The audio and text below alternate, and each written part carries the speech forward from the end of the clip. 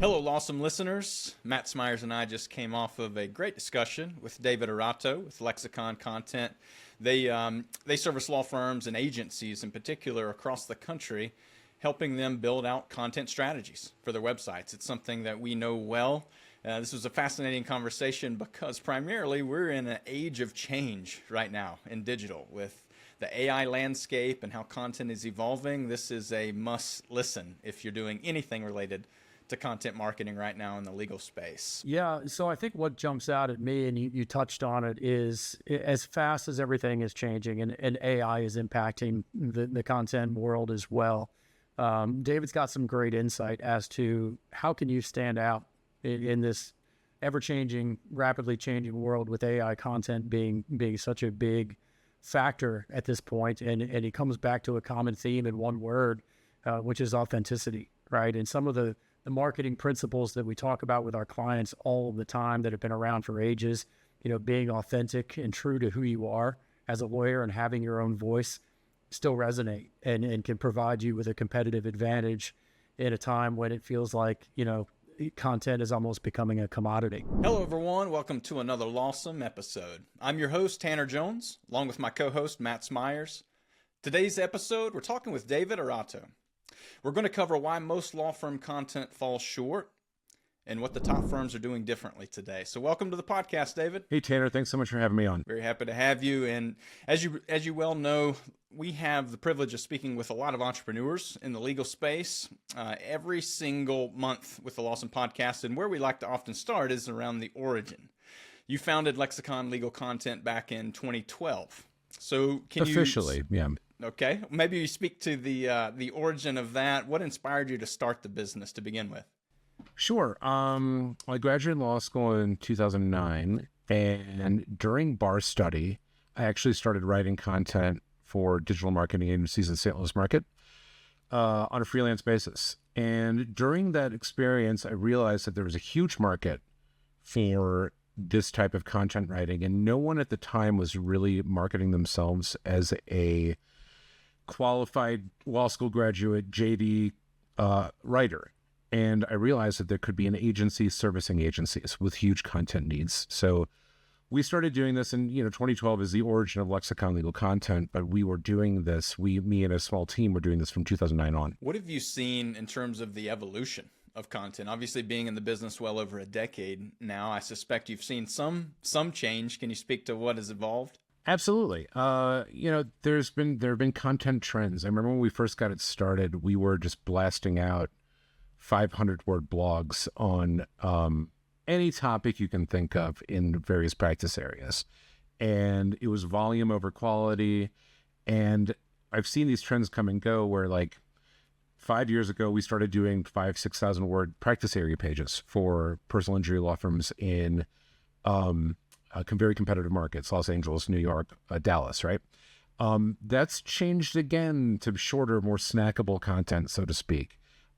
Because I think Google realized that human beings aren't reading 5,000 words on car accident law, right? So these trends come and go. The one thing that stayed consistent is that content that ranks well is content that's solving people's problems and sounds natural and actually speaks to the pain points that potential legal clients have. So David, AI is everywhere, right? Oh, absolutely. And legal marketing is no exception. So with the rapid onset of AI generated content, how much do you use AI generated content in your writing process, and how much of it is organic or written by humans? That's a really tough question to answer because it changes day to day. I will tell you this.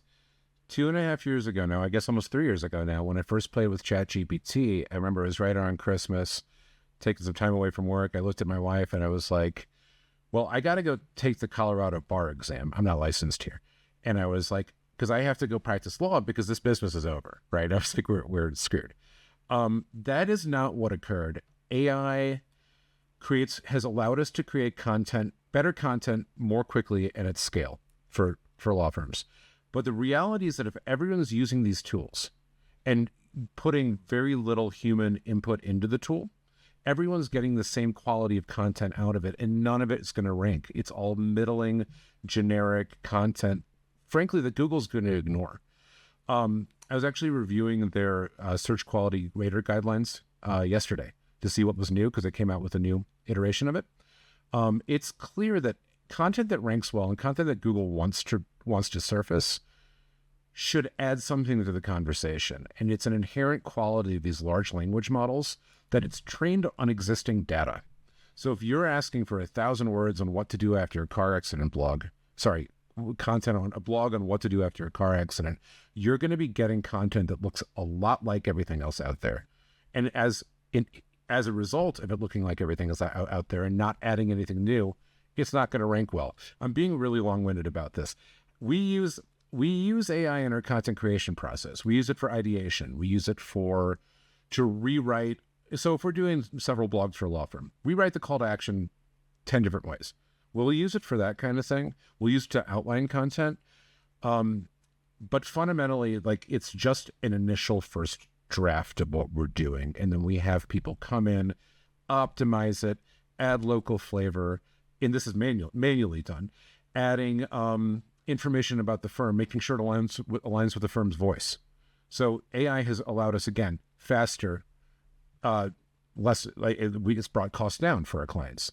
We're doing things faster and more efficiently. I'm curious, do you require firms to actually give personal input based on prior experiences? Are you trying to find that combination of your agency along with law firms, or have you found you're still able to find those differentiating factors outside of the direct input of the law firm? We have a pretty robust onboarding process, but frankly, most of our clients are agencies that are outsourcing content creation to us. So we're almost relying on the agencies that we work with, their onboarding process, to give us a brief that speaks to firm voice and differentiators, etc. That's stuff that makes the content unique and not generic. So law firm marketing content has that added layer of state bar and ethical compliance. What do you see some of the biggest pitfalls that firms run into, and how do you suggest they navigate those when it comes to compliance? Let me clarify the question. You mean with AI content or with content generally? Just generally.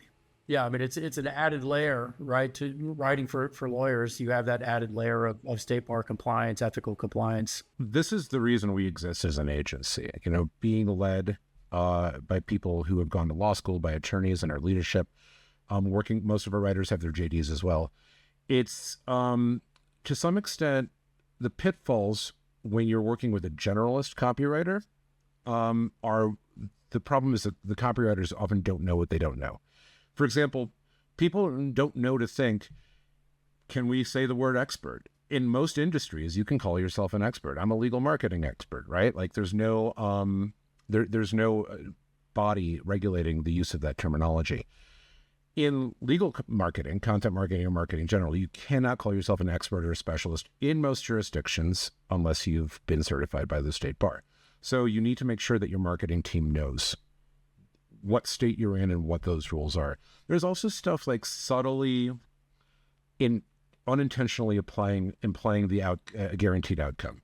Something as simple as, we will get you compensation for your accident. That is not compliant with advertising rules, but we will get you the compensation you deserve because you may not deserve any compensation, right? So if you lose the case. So it's little subtle things like that you need to make sure that your marketing team is aware of. David, we have a lot of practicing lawyers who listen to the LAWsome podcast. And so from their seat, they very well may have outsourced content that's happening on a regular basis where they're feeding the website, but they likely have some internal efforts going on, whether it be themselves or someone within the firm. Are there any particular types of content or avenues of content development that you would highly recommend the firm control and oversee more so than an outsourced group? That's a really good question. I'm going to answer the question I want to answer, though, first. I think that outsourcing consumer-facing content is extremely important. Lawyers, highly educated, in a bubble of talking to other lawyers, of communicating with judges and attorneys in their professional communications. And that is not what Google wants to see, and it is certainly not what your clients want to see. They don't want to lawyerly treat us on comparative negligence in a personal injury blog. They want someone to talk to them like a real person. So outsourcing your consumer-facing content to an agency or to a writer or to whomever who knows the law and knows how to speak to real consumers who are non-lawyers and knows how to comply and align with Google's content requirements regarding expertise, authority, and trust is a really good idea. Unless you tend to be like a naturally good writer, but I would say this, maybe you should be practicing law and not doing your marketing, right? To answer your question directly, anything that you are using to increase your or to get in front of other lawyers for maybe a referral network or in a professional publication that speaks to lawyers, that should probably be handled internally, or at least by a writer that has a legal background. You mentioned, you referred to writing content that Google wants to see and making sure we're compliant in trying to produce content that is favorable in Google's eyes. Let's tie that back into our AI discussion and talk about AI overview in Google search. How can firms use content to position themselves to get cited in those AI overview results? That's an excellent question, and I'm going to respond to it by saying I feel like AI overviews are featured snippets 2.0. And we've successfully gotten ourselves into the AI overviews in the past month, actually. Actually, yesterday I got us in the AI overviews. And when I say featured snippets 2.0, it's the same guidance to get in the AI. What we're seeing is working is using the same guidance that got you into featured snippets and zero-click searches is getting people into the AI overviews. So content that directly answers a question that directly is responsive to a query directly at the beginning of the content, using structured schema markup as well to let the search engines know what it's about, and using formatting like header tags, H1s, H2s, H3s. Like in the same way you created an FAQ page that directly answered a query to get into featured snippets, we're doing the same thing to get into the AI overviews. Yeah, I'll turn the corner on you a little bit because naturally content marketing is effective content marketing. I'll clarify is much more of a holistic approach, goes well beyond just singular words on a page targeting a specific entity. It's a big, the end goal in using content is ultimately to build a firm's brand, right? Drive more visibility and result in more leads and cases signed. What we've seen over the years is the benefit of having a firm out there in the community, being seen and building a brand, even outside of their digital presence, outside of their website. What experience have you had, David, in firms actually getting involved in local communities and securing local media coverage, whether it's through content, through video, or any other form? What we've seen work on a case-by-case basis is firms that do original research regarding their practice area, whether that be something like determining what the most dangerous intersection in their city is, right? Or like crunching numbers that are available through their Department of Transportation to determine how many people are injured, get traumatic brain injuries because of semi-truck accidents. Creating original research and data is a great way to get noticed by your local media. Also, community involvement. Mike Morris up in Detroit does a great thing called the Backpack Project, where he, as far as I understand it, they are helping young people by giving them backpacks. And they've gotten a ton of media attention in the market.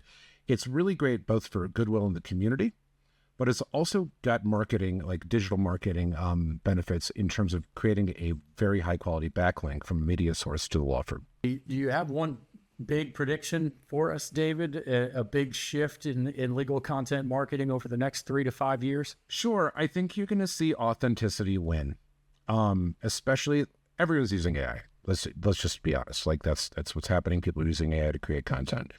And as far as things stand today, and this is kind of, I guess, ducking your question a little bit, there's still the 10 blue links on the Google page, right? So I do see authenticity winning in terms of like sounding like a human being, having an authentic brand voice, discussing yourself, your qualifications, or the qualifications of your firm, rather, to get you to the top of the search results. 3 to 5 years, that's a long time in the AI age, right? That being said, again, I'm going to go back to something I was talking about earlier, where you need to add something into the conversation. If you're regurgitating what has been said hundreds of thousands of times already on the internet, no one's going to surface that content, because ultimately, for whether it's Google or ChatGPT or Claude, their goal is to give their users the best answer to their query. And using regurgitated content that just says the same thing in a different way isn't going to get you anywhere. So authenticity, original research, adding new insights to the conversation. That's what I see as being successful in content marketing in the next 3 to 5 years. So the more things change, the more they stay the same, right? Isn't it? The guidance hasn't changed. It's funny. I would agree. There are listeners here that may, after hearing several of the comments made, they may find themselves in a frustrating position, and that maybe they feel like they've just been on this content never-ending train, and definitely are seeing through the lens of it being more focused on volume than quality. Sure. What are some first steps, practical advice that you would give those listeners in particular on what they should immediately start to do to transform that content strategy into a productive effort? Absolutely. I always say this: listening to your clients is the most important part of this, in my opinion. The questions your clients ask, especially if you've been in practice for years, the questions the clients are asking stay remarkably similar and consistent.